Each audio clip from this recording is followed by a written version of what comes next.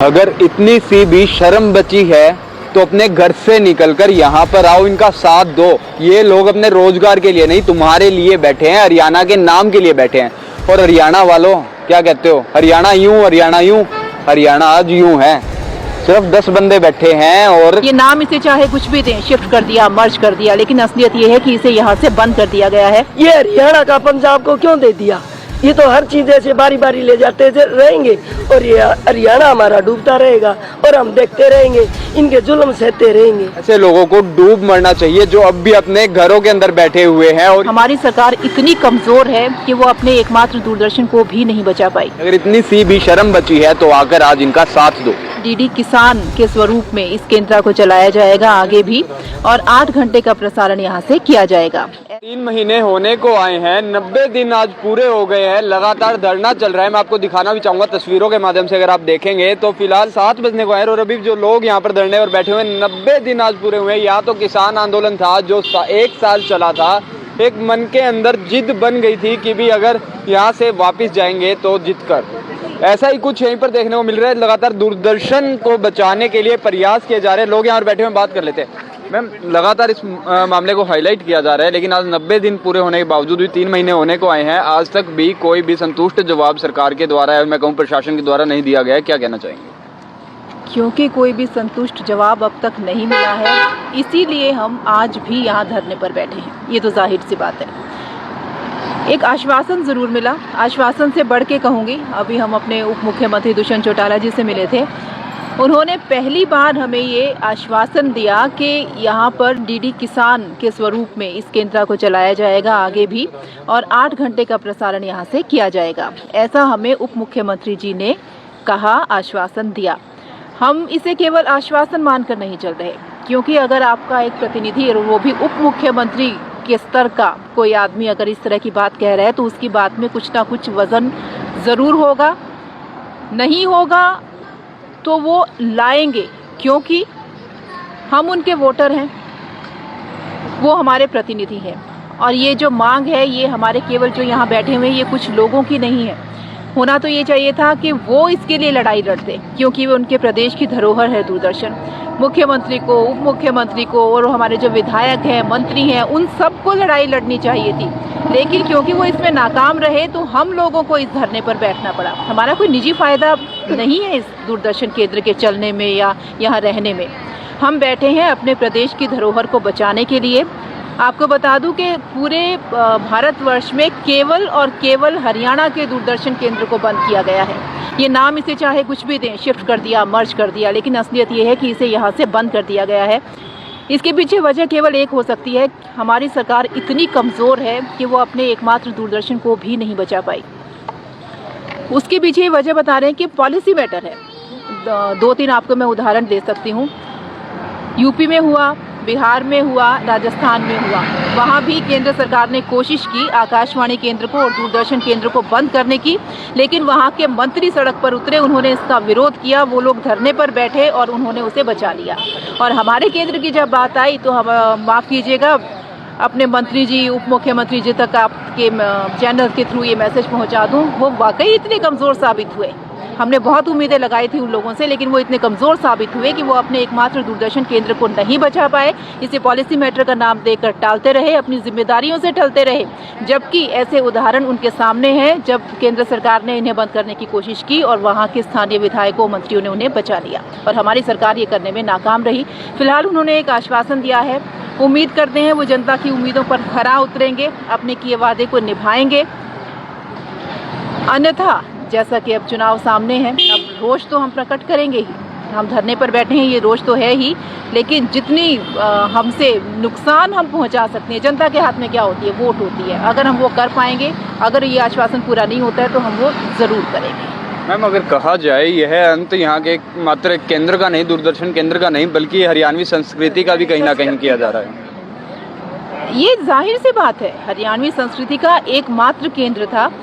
जैसा कि मैं पहले भी कई बार कहती रही हूँ, आप कोई भी चैनल का नाम लीजिए जो इस तरह के प्रोग्राम है, जो आपकी संस्कृति है, आपकी कला है, उससे जुड़े प्रोग्राम को दिखाता हो। आज के ज़माने में आप अपना उदाहरण लीजिए, आप किस उम्र के हैं, आप रागनियाँ कब सुनते हैं? किसी प्राइवेट चैनल पे सुनी आपने आज तक रागनी? लेकिन ये केंद्र था जो आपको आपकी उम्र के बच्चों को या हमारे आने वाली पीढ़ी को ये जो हमारी हरियाणवी संस्कृति है ये उसको वहाँ तक पहुँचा रहा था, ये एक माध्यम था उसका। और हमारी जो बीजेपी सरकार है, बहुत संस्कारी सरकार अपने आप को कहती है, ये संस्कृति की बात करती है हमेशा कि हर मुद्दे को इन्हें संस्कृति से जोड़ना बड़े अच्छे से आता है, माहिर है वो इसमें। और उन्होंने हमारी ही संस्कृति को एक जो प्रदर्शित करने वाला एक माध्यम था उसे उठा दिया। क्या हरियाणवी संस्कृति इस लायक नहीं कि उसे हम अपनी भावी पीढ़ी तक पहुंचा सकें? क्या इसकी वजह ये है?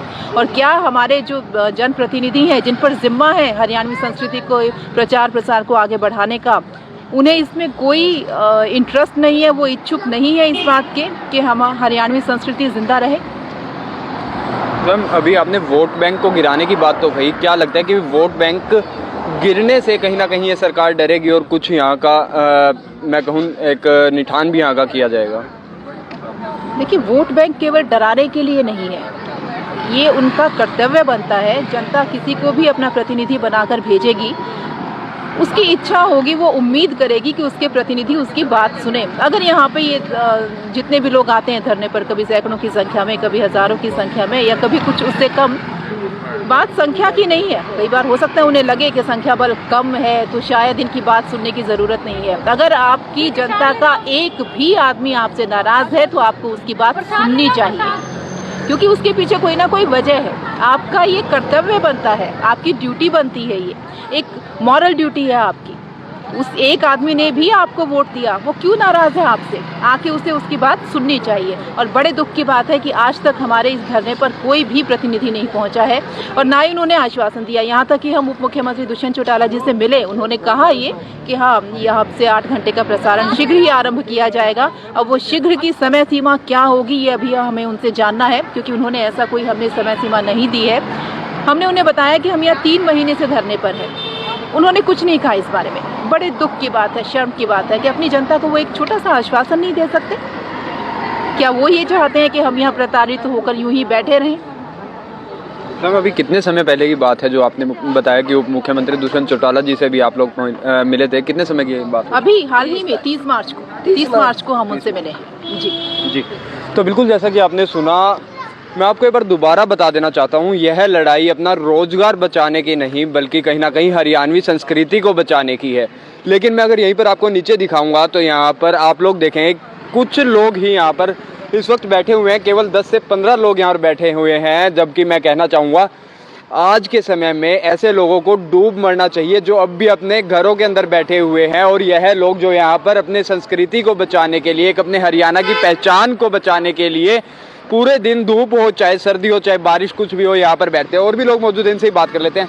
मैम, क्या कहना चाहेंगे, क्या लगता है कितना और समय ऐसे ही रहना पड़ेगा? जब तक वो ये आश्वासन दे रहे हैं, मेरा थोड़ा गला खराब है, आश्वासन दे रहे हैं लेकिन उसमें कुछ कर तो नहीं रहे।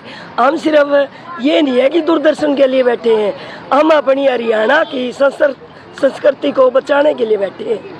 तो हम ये हैं, जैसे हमने कहीं प्रोग्राम देना है, हमारे बच्चों ने देना हो, चंडीगढ़ थोड़ा जाएंगे, हरियाणा की है तो हरियाणा में रहेंगे। ये हरियाणा का पंजाब को क्यों दे दिया?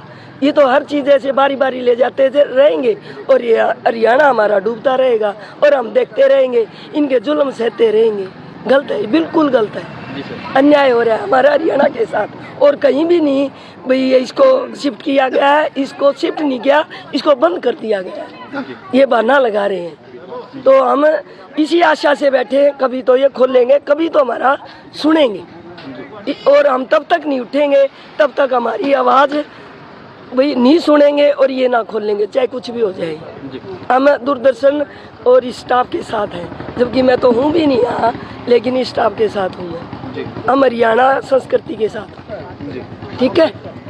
मैम, अभी कुछ लोग जरूर ऐसे होंगे जो कमेंट कर रहे होंगे कि ये लोग किसी संस्कृति के लिए नहीं, किसी चीज़ के लिए नहीं, बल्कि अपने रोजगार के लिए बैठे। क्या मैसेज देना चाहेंगे? तो अगर रोजगार के लिए बैठे हैं, क्या बुरी बात है? आत्मनिर्भर होना कोई बुरी बात तो नहीं ना। आप यहाँ मेरे पास आए हैं, आप मेरा इंटरव्यू दे रहे हैं, रोजगार जुड़ा है ना इस मुद्दे से कहीं ना कहीं। क्या बुरी बात है अगर रोजगार के लिए भी बैठे हैं? अपने हक के लिए सबको आगे आना चाहिए, सबको बैठना चाहिए। विरोध प्रदर्शन करना चाहिए। सरकारें हम इसलिए नहीं बनाते कि वो मनमर्जी करें, तानाशाही करें, बिल्कुल नहीं। हमारे पास ये ताकत है, हम विरोध प्रदर्शन ज़रूर करेंगे अगर हमारे साथ अत्याचार किया जाएगा।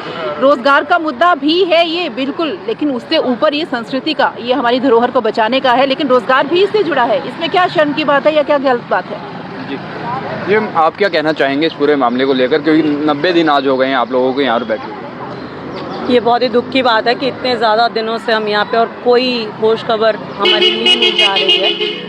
चाहे वो केंद्र सरकार है, हमारी राज्य से जो हमारे मुख्यमंत्री जी हमें हिसार कई बार आ चुके हैं, इन 3 महीनों के दौरान एक बार भी उन्होंने यहाँ पे आके कोई खैर खबर ली नहीं है।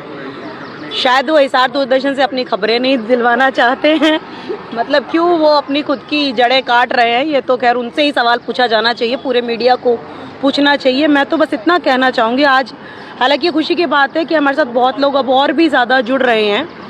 खुद फिल्म इंडस्ट्री से आज कुछ लोग यहाँ पर आए थे जिन्होंने अपना समय, युवा कलाकार, डायरेक्टर, एक्टर आए जिन्होंने समर्थन दिया, तो ये बहुत अच्छी बात है। क्योंकि डीडी किसान की जो एक वादा, जो आश्वासन हमें मिल रहा है, तो ये भी है कि किसानों के जीवन से जुड़े नाटक, कहानियाँ, टीवी सीरियल्स अब इस पर बनाए जाएंगे। तो मतलब देखिए, नया सिर्फ हमारा रोज़गार नहीं और कई लोगों को इससे नए रोज़गार के ज़रिए, इसके ज़रिए खुलेंगे। तो एक लोगों की उम्मीद को मारना नहीं चाहिए सरकार को ना, और नई पीढ़ी की उम्मीद को भी। जी, अभी मैंने आपको बताया, जिक्र किया कि उप मुख्यमंत्री जी ने आश्वासन दिया हमें। एक और नाम मैं इसमें ऐड करना चाहूँगी, जो हमारे सांसद हैं बृजेंद्र सिंह जी, वो भरपूर पुरजोर कोशिश कर रहे हैं और मुझे उम्मीद है कि सभी विधायक उनका साथ देंगे इस मामले में। और वो ये जो घोषणा है, इसको 8 घंटे का यहाँ से प्रसारण करने की, वो केवल घोषणा मात्र नहीं होगी बल्कि मूर्त रूप लेगी और शीघ्र ही लेगी। तो भाई पूरा मामला आपने देख ही लिया है। 90 दिन के करीब जो इन्हें आज यहाँ पर बैठे हुए हो चुके हैं, 3 महीने होने को आए हैं, लेकिन आज तक भी पता नहीं क्यों सरकार की कान पर जूं नहीं रेंग रही। 2024 आ गया है, घर घर आएंगे वोट मांगने के लिए, लेकिन यहाँ पर कोई नहीं। उप मुख्यमंत्री दुष्यंत चौटाला साहब को टाइम है रिबन काटने का, इनॉग्रेशन करने का, एयरपोर्ट पर आकर वादे करने का, लेकिन क्यों वो आज भी यहाँ पर नहीं पहुँचे? क्या 90 दिनों में यह बात उन तक नहीं पहुँच पाई? बहुत से पत्रकारों ने भी सवाल किया था, लेकिन क्यों उनका जवाब उनके पास नहीं था? अभी 2 दिन पहले ही आश्वासन तो दे दिया है कि दूरदर्शन को डीडी किसान के रूप में चलाया जाएगा, लेकिन क्या उसके बाद भी वही पहचान यहाँ इस केंद्र की रह जाएगी? बहुत बड़ा सवाल है। कमेंट जरूर कीजिएगा और देखते रहेंगे आपने नमस्कार।